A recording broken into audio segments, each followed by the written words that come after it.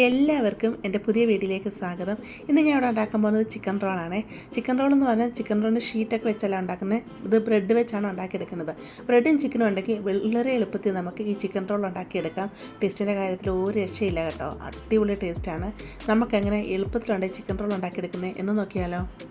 ഇവിടെ ഞാൻ 200 gram chicken breast കഴുകി വൃത്തിയാക്കി ചെറിയ പീസുകളായിട്ട് മുറിച്ചുകൊണ്ട് വന്നിട്ടുണ്ട്.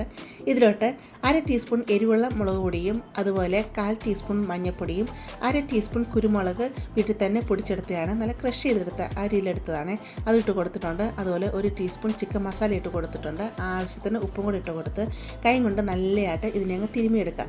നല്ലതായിട്ട് ഇതിന് മസാലയൊക്കെ മിക്സ് ചെയ്ത് കഴിഞ്ഞിട്ട് ഒരു അരമണിക്കൂറെങ്കിലും ഇതിനൊന്ന് റെസ്റ്റ് ചെയ്യാൻ വെക്കണം. മസാല ചിക്കനിലോട്ടൊക്കെ ഒന്ന് പിടിച്ച് വരണമല്ലോ. അരമണിക്കൂർ കഴിഞ്ഞ് കഴിയുമ്പോൾ നമുക്കിതിനെ വേവിച്ചെടുക്കാം.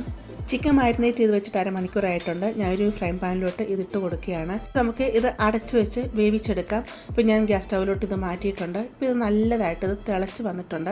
തിളച്ച് വന്നപ്പോൾ തന്നെ ഇതിൽ നല്ല രീതിയിൽ വെള്ളം ഇറങ്ങി വന്നിട്ടുണ്ട്. ചിക്കനിൽ നിന്ന് വെള്ളം ഇറങ്ങി വരുമല്ലോ, അതുകൊണ്ട് ആദ്യം വെള്ളം ഒഴിച്ച് കൊടുക്കേണ്ട ആവശ്യമില്ല. ഇത് നല്ലതായിട്ട് ഇളക്കിയിട്ട് കൊടുക്കുക. എന്നൊരു തീ കുറച്ച് വെച്ച് നമുക്ക് ഈ ചിക്കനെ വേവിച്ചെടുക്കാം. ചിക്കൻ ചെറിയ പീസുകളായിട്ട് മുറിച്ചെടുത്തുകൊണ്ട് തന്നെ പെട്ടെന്ന് ചിക്കൻ വെന്ത് വരും.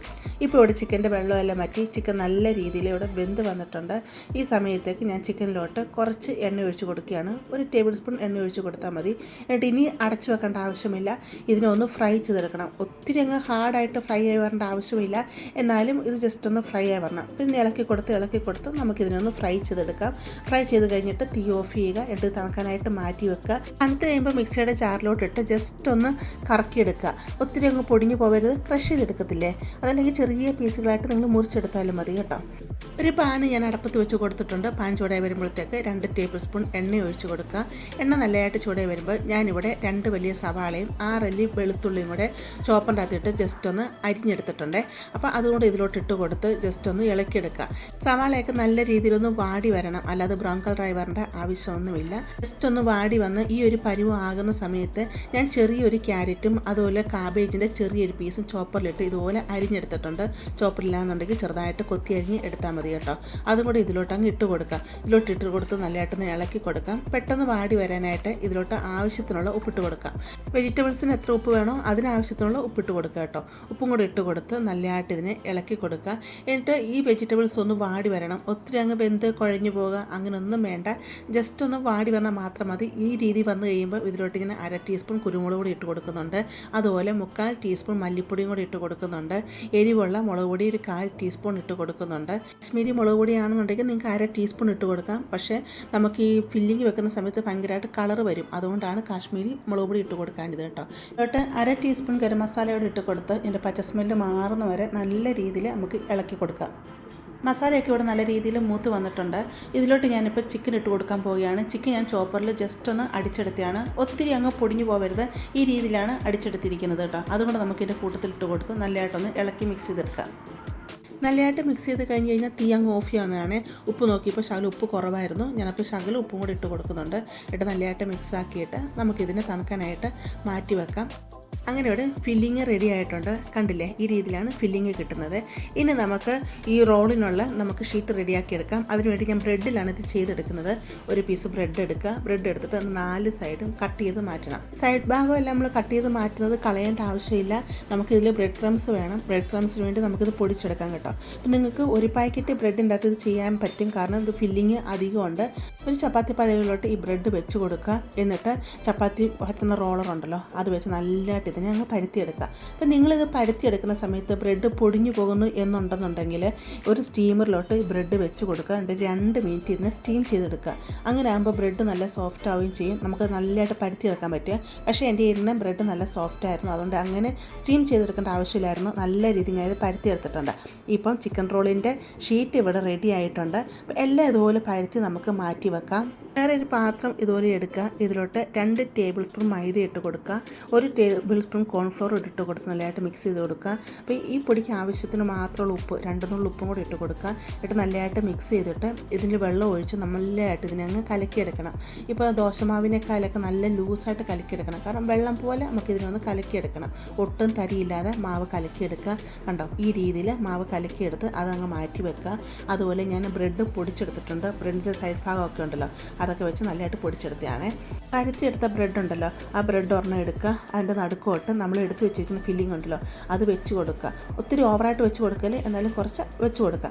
എന്നിട്ട് നല്ല ഷേപ്പ് ചെയ്ത് നടുക്ക് മാത്രം ഇരിക്കത്തക്ക രീതി വെക്കുക. എന്നിട്ട് നമ്മൾ മൈദ മിക്സ് കലക്കിയെടുത്തില്ലയോ, അതിൻ്റെ 4 ഭാഗത്തോട്ടും ഇത് ഓരോ ഒഴിച്ച് കൊടുക്കുക. ഓവറായിട്ട് അങ്ങ് ഒഴിച്ച് കൊടുക്കല്ലേ, അപ്പോൾ നമ്മൾ തേച്ച് കൊടുക്കുന്നേക്കാളും കുറച്ചും കൂടെ അധികത്തിലിങ്ങനെ വെച്ച് കൊടുക്കുക കേട്ടോ.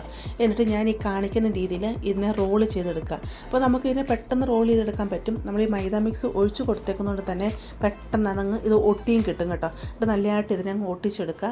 എന്നിട്ട് ഈ കാണുന്ന 2 സൈഡ് ഉണ്ടല്ലോ അതും ഇതുപോലൊന്ന് പ്രസ് ചെയ്ത് കൊടുക്കുക. പ്രസ് ചെയ്ത് കൊടുക്കുമ്പോൾ തന്നെ അതും അങ്ങ് ഒട്ടി കിട്ടും. അങ്ങനെ ചിക്കൻ റോള് ഇവിടെ ഷേപ്പാക്കി കിട്ടിയിട്ടുണ്ട്.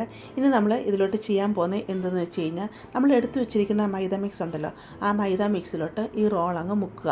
നല്ലതായിട്ടൊന്ന് മുക്കിയെടുക്കുക. എന്നിട്ട് എടുത്തു വെച്ചിരിക്കുന്ന ബ്രെഡ് ക്രംസ് ഉണ്ടല്ലോ അതിലോട്ട് ഇത് കോട്ട് ചെയ്തെടുക്കുക. എന്നിട്ട് നല്ലതായിട്ട് ബ്രെഡ് ക്രംസിൻ്റെ എല്ലാ ഭാഗത്തും ആകത്തക്ക രീതിയിൽ അതിനെ ഒന്ന് ഇതുപോലെ മുക്കിയെടുക്കുക. ഇനി ചിക്കൻ റോൾ വറുത്തെടുത്താൽ മാത്രം മതി. ചിക്കൻ റോളിൻ്റെ എല്ലാം റെഡി ആയിട്ടുണ്ട്. നമ്മൾ എടുത്തു വെച്ചിരിക്കുന്ന എല്ലാം ഇതുപോലെ നമുക്ക് റെഡിയാക്കി എടുക്കാമേ. അപ്പോൾ ഞാനിവിടെ നിങ്ങളെ കാണിച്ചു തരാം. ഞാനിവിടെ 9 പീസ് ബ്രെഡ് എനിക്കുണ്ടായിരുന്നുള്ളൂ. 9 പീസേ ഞാനിവിടെ ഉണ്ടാക്കിയിട്ടുള്ളേ. പക്ഷേ എത്രയും ഫില്ലിങ് അധികം ഉണ്ടെന്ന് ഞങ്ങളെ കാണിച്ചു തരാം. ഇത്രയും ഫില്ലിങ് അധികം വന്നിട്ടുണ്ട്. അതാണ് ഞാൻ പറഞ്ഞത്. നിങ്ങൾക്ക് ഒരു പാക്കറ്റ് ബ്രെഡിൻ്റെ അകത്ത് ഈ കാണിച്ച ഫില്ലിങ് വെച്ച് നിങ്ങൾക്ക് ചെയ്തെടുക്കാൻ പറ്റും കേട്ടോ. നമുക്കിതിനെ വറുത്തെടുക്കാം. ഒരു പാത്രത്തിലോട്ട് എണ്ണ ഒഴിച്ച് കൊടുക്കുക. എണ്ണ ചൂടായി വരുമ്പം നമ്മൾ ചെയ്ത് വെച്ചിരിക്കുന്നതെല്ലാം ഇട്ട് കൊടുക്കുക. ഒത്തിരി അങ്ങ് കുത്തിക്കൊള്ളിച്ചിട്ട് കൊടുക്കേണ്ട ആവശ്യമില്ല. എന്നിട്ട് തീ മീഡിയത്തിലിട്ട് കൊടുക്കുക. തിരിച്ചു മറിച്ചു വിട്ട് ഇതിനെ ഫ്രൈ ചെയ്തെടുക്കുക. എത്രമാത്രം കളറായി വരണോ ആ രീതിയിൽ നമുക്കിതിനെ ഫ്രൈ ചെയ്തെടുക്കാവുന്നതാണ്. ഇപ്പോഴും ചിക്കൻ റോളൊക്കെ നമ്മൾ കടയിൽ നിന്ന് മേടിച്ച് കഴിക്കുമ്പം സത്യം പറഞ്ഞാൽ ഒരു കാശിനും കൊള്ളത്തില്ല എന്ന് തന്നെ പറയാം അല്ലേ. പക്ഷേ വീട്ടിൽ നമുക്ക് വളരെ എളുപ്പത്തിൽ ഇത് ഉണ്ടാക്കിയെടുക്കാൻ പറ്റിയില്ലേ.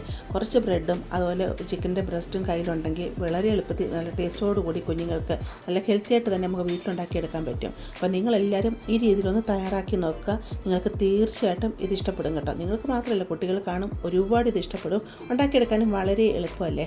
അതുപോലെ നല്ല ക്രിസ്പിയാണ്. ബ്രെഡും കൊണ്ട് തന്നെ നമ്മളിത് ഉണ്ടാക്കി വയ്ക്കുന്നുണ്ട്. നല്ല ക്രിസ്പിയാണ് കേട്ടോ. ചിക്കൻ റോളെല്ലാം ഞാനിവിടെ വറുത്തെടുത്തിട്ടുണ്ട്. അപ്പോൾ കാണുമ്പോൾ തന്നെ അറിയാമല്ലോ നിങ്ങൾക്ക് എത്ര പെർഫെക്റ്റ് ആയിട്ടാണ് ഇത് വന്നിരിക്കുന്നത്. എങ്ങനെ ഞാൻ എടുത്ത് കാണിച്ചു തരാമേ. ഒരു ഭാഗം വിട്ടുപോയെടുക്കൊന്നും ചെയ്തിട്ടില്ല. ബ്രെഡ് ആകുമ്പം അത് കവർ ചെയ്തിരിക്കില്ല എന്നുള്ള ഒരു ചിന്തയും വേണ്ട. എൻ്റെ 4 ഭാഗം നല്ല രീതിയിൽ തന്നെ കവർ ചെയ്താണ് ഇരിക്കുന്നത് കേട്ടോ. അതുപോലെ നല്ല ക്രിസ്പിയാണ്. ഞാൻ എൻ്റെ സൗണ്ട് കേൾപ്പിക്കാമേ. നിങ്ങൾക്ക് സൗണ്ട് കേട്ടപ്പോൾ തന്നെ മനസ്സിലായില്ലേ എത്രമാത്രം അത് ക്രിസ്പി ആയിട്ടാണ് വന്നിരിക്കുന്നത് എന്നുള്ളത്. ഞാൻ ഇനി കട്ട് ചെയ്ത് നിങ്ങളെ കാണിച്ചു തരാം അകത്തെ ഫില്ലിങ് എങ്ങനെയാണ് ഇരിക്കുന്നത് എന്നുള്ളത്. കണ്ടില്ലേ എൻ്റെ ഫില്ലിങ് ഇരിക്കുന്നത്. പിന്നെ നിങ്ങൾ കുട്ടികൾക്ക് കൊടുക്കുമ്പോൾ ഒരു കാര്യം ശ്രദ്ധിക്കുക, ചൂടോടെ കൊടുക്കരുത്. കാരണം നമ്മൾ മുറിച്ചെടുക്കുമ്പോൾ ഇതിൻ്റെ അകം നല്ല ചൂടായിരിക്കും കേട്ടോ. അപ്പം കുഞ്ഞുങ്ങളുടെ വാ പൊള്ളാനായിട്ട് ചാൻസ് ഉണ്ട്. തണുത്തിട്ട് മാത്രം കുഞ്ഞുങ്ങൾക്ക് കൊടുക്കുക. ഇതിൻ്റെ കൂടെ സോസിൻ്റെ ഒന്നും ഒരാവശ്യമില്ല. ഇങ്ങനെ തന്നെ കഴിക്കാൻ നല്ല ടേസ്റ്റാണ്. അപ്പം നിങ്ങൾ ഇതെങ്ങനെ ഒന്ന് തയ്യാറാക്കി നോക്കുക. നിങ്ങൾക്ക് ഇഷ്ടപ്പെടുവാണെങ്കിൽ ഞാൻ എപ്പോഴും പറയുന്ന പോലെ ചാനലൊന്ന് സബ്സ്ക്രൈബ് ചെയ്ത് സപ്പോർട്ട് ചെയ്യുക. അതുപോലെ ലൈക്ക് ചെയ്യുക. നിങ്ങളുടെ ഫാമിലിയോട്ടും ഫ്രണ്ട്സിലോട്ടൊക്കെ ഇതൊന്ന് ഷെയർ ചെയ്ത് കൊടുക്കുക കേട്ടോ. നമുക്കിനി ഒരു പുതിയ വീഡിയോ ആയിട്ട് അടുത്ത ദിവസം കാണാം.